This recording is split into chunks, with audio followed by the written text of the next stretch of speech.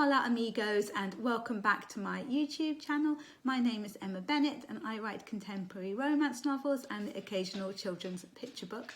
Apologies if you can hear the pitter-patter of tiny paws in the background. My chocolate Labrador Hector, who's usually the one who's really good, just does not want to settle and has been wandering around. I'm not quite sure what is up with him at all. Usually it's Paris causing the trouble. Anyway, today is the first of my updates on my Twitter for Authors challenge, which I am doing for February. So the first week, it's been quite a slow start and it hasn't actually been a whole week when I'm filming this, but I have learnt a ridiculous amount already, which is really cool, and I will fill you in with that in a little bit. But first of all, I wanted to let you know what is going on with my manuscript.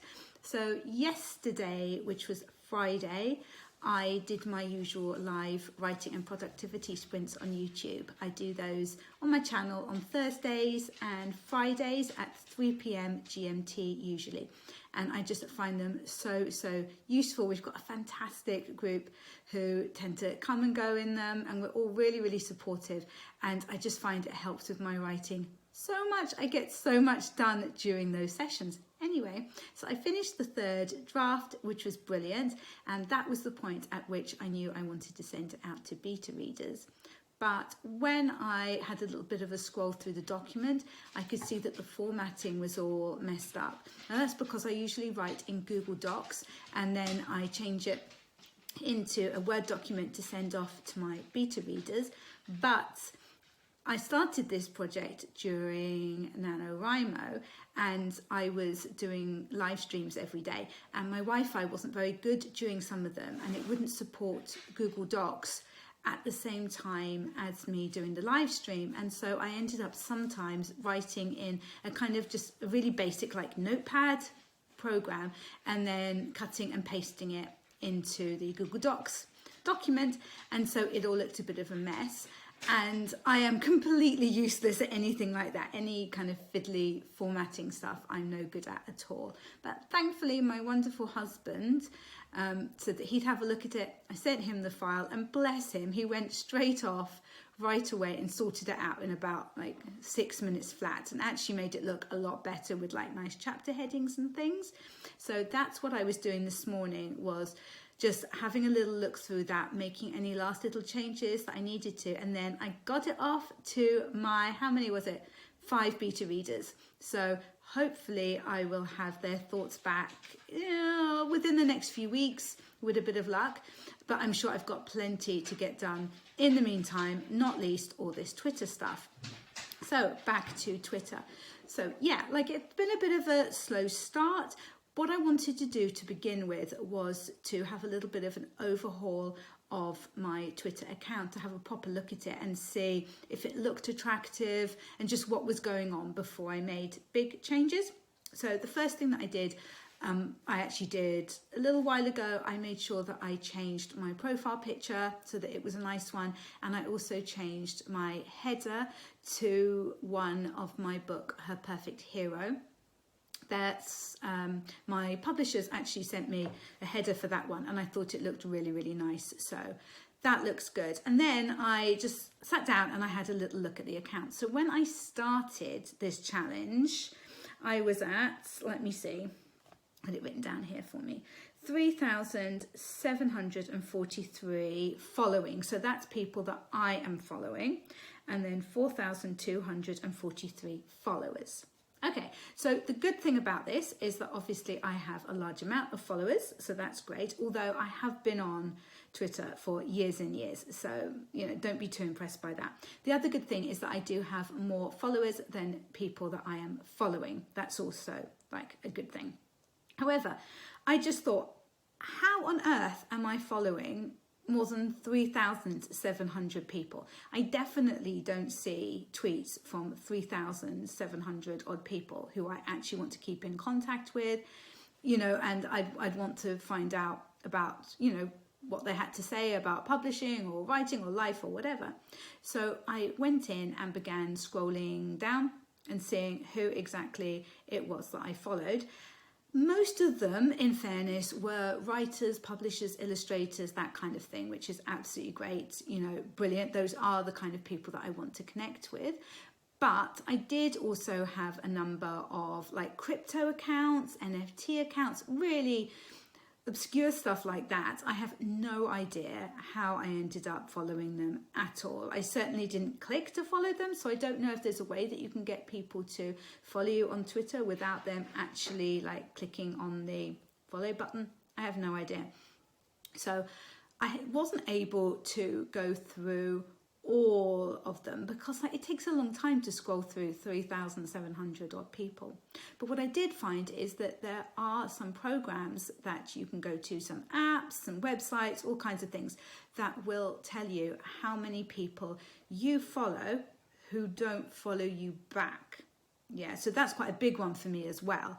I was wanting to see who was doing that, you know, who I was following, but they just didn't have any interest for whatever reason in following me back, because I thought there might be some people there that I could clear out, and also obviously like the NFT people and the crypto people. So I managed to use one site which was called something like unfollow. I don't know, I've closed it down now. That wasn't very helpful, was it? Let me see. Let me go in. Let's take a second. Let's take a second. Let's have a sip of tea, okay? Because we're in no hurry here. It's all good. Right, non-followers. There we go. That's what it was called, this site. It was called non-followers. Oh, glorious tea. Right. No, it wasn't. It was called unfollowerstats.com. And they seemed quite good. You can get it from the App Store as well, or I just used it on my laptop. Only thing is that you're only allowed to unfollow a certain number of people each day, but it is handy because you can see everybody who doesn't follow you if you are wanting to clear some out. I do have some people who don't follow me, but I'm hoping that they will, and I can't understand why they haven't. Kat Leo, if you're watching this, yeah, you need to follow me back, thank you.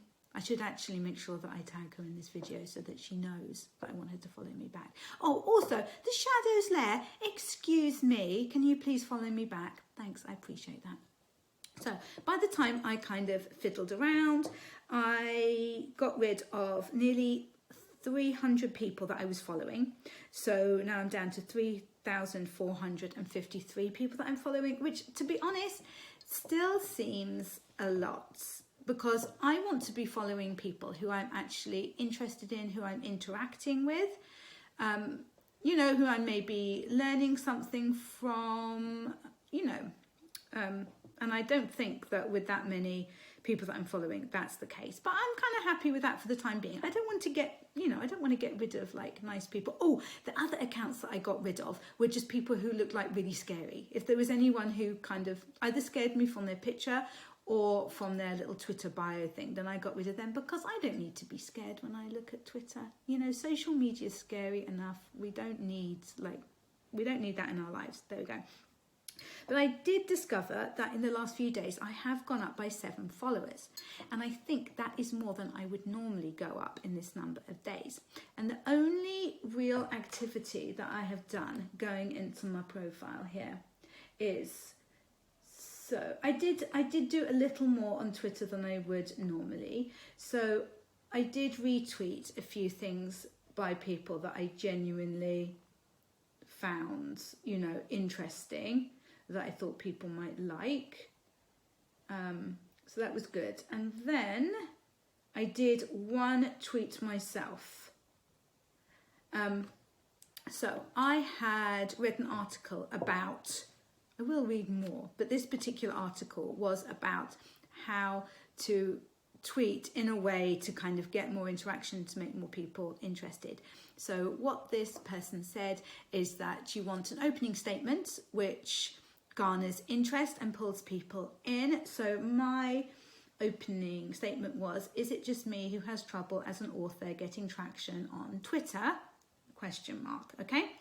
And then after that, you want to put the link to whatever it is that you'd like them to go and look at, or buy, or whatever. So I put then the link to my YouTube video, which was my video from last week, just explaining about this challenge that I'm doing.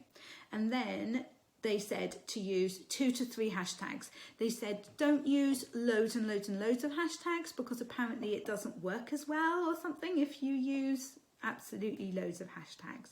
So, okay, but 2 to 3 apparently is perfect. And they also said to check the hashtags that you're using to see that they are being used by other people, because people tend to search for stuff on Twitter using hashtags so that they can look up particular topics. So for example, the other day I looked up hashtag authortubers so that I could see if there were authortubers that I weren't following, if there was any, you know, authortuber news, people sharing their videos that I didn't know about, anything like that. So I used the hashtags writing community, which is a really, really popular one. Then writers of Instagram, because I know that this isn't Instagram, I know it's Twitter, but I know that people use that quite a lot as well. And authors of Twitter. So the way that you can tell whether the hashtags that you want to use are popular is just by popping them into the search in Twitter, and then that will bring up all the tweets that the hashtags have been used in recently. So obviously you don't really want to use a hashtag if nobody's searching for it. You might also not want to use a really, really popular one like writing community, because your tweet might get lost in amongst all the others. I think that will take some playing around with. Anyway, the point being is that usually if I just do a regular tweet, not part of the Romantic Novelists Association Tuesday news tweets, which I tend to do every week, and they do get quite a few retweets from people, which is really, really nice, and some comments, but usually I don't get a lot at all on my tweets. However, this particular tweet, I can see by the analytics, was viewed 534 times. It was liked by 21 people. It was retweeted twice, and it's got 5 comments, which seems to be a big difference compared to, let me just see. Okay, so before, the one that I did before that, like before the challenge completely, that only had 56 people seeing it and not one person liked it or commented. So that is a huge difference there. So obviously I'll have to play around with that a little bit more, especially with what hashtags to use. But that seems like that could be really, really, really useful. So I was really pleased with that little bit of tweaking that I did. So yeah, so for the next week, I'm really going to be focused on watching a lot of YouTube videos, on reading what I can, so that I can find out even more about how to make Twitter work for us authors. And I think my plan is to produce something at the end of it for you guys. I'm not sure whether that will be some kind of PDF that you can download, or I might even do like a little ebook that you can read on Kindle Unlimited, something like that. I'm really not sure yet, but that is the plan.